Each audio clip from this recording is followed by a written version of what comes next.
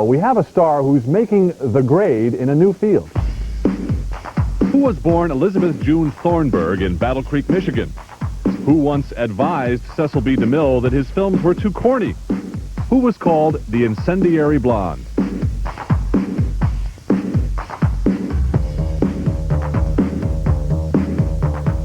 to the circus, the greatest show on earth. Come to the circus, see the circus. She's Betty Hutton.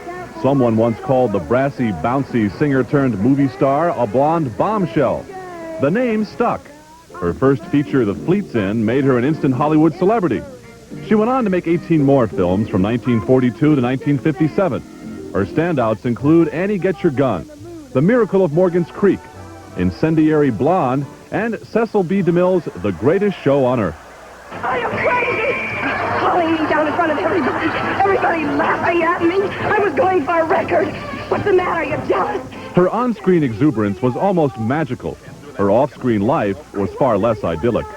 4 marriages had all failed. Her mother had perished in a tragic house fire. She'd been forced to declare bankruptcy, and her drug abuse had pushed Betty to the edge. I was taking pills, all kinds of drugs to keep going because my mother had been burned to death. My life was over, and I didn't want to live. So I tried to commit suicide. In 1974, she was hospitalized in New England for an emotional breakdown. In the hospital, she met Reverend Peter McGuire, a Catholic priest who offered her a job as his rectory cook, as well as endless hours of personal counseling.